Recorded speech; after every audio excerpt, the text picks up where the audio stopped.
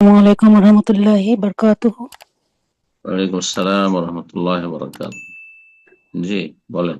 সম্মানিত শেখ, আল্লাহ আপনাকে সুস্থতার সাথে ইমানের সাথে দীর্ঘ হায়াত দান করুক, আমিন। আমিন, আমিন, ইয়া রাব্বাল আলামিন। কোথা থেকে বলছেন বলেন? আমেরিকা থেকে বলছি। জি, বলেন। আহ, বলা আপনাদের।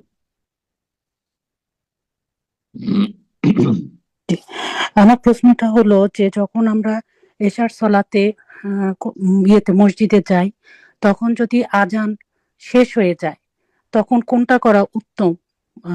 ইকামতের আগে দুই দুই দুই করে সলাৎ পড়াটা কি, নফল সলাৎ পড়াটা কি উত্তম, নাকি তখন দোয়া করাটা উত্তম? একটু বলবেন, জাযাকাল্লাহু খায়রান।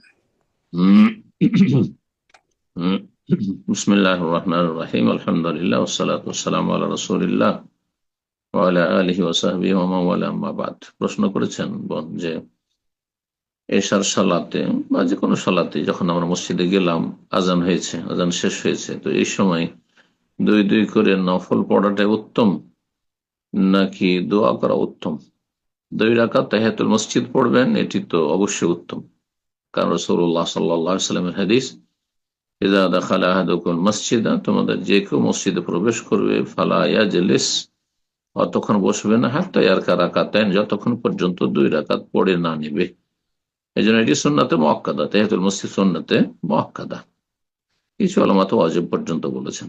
যাই হোক, সুন্নাতে মুআক্কাদা অবশ্য তাকিদ পূর্ণ সুন্নাত, এটা পড়তে হবে।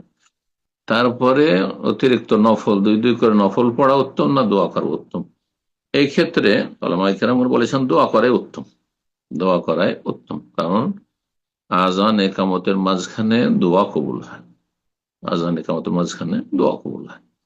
তবে কেউ যদি সালাতের ভিতরে দোয়া করে, সেজদায় দোয়া করে, আত্মাহাত আর দরুদ পড়ে দোয়া করে, তো সেটা হতে পারে।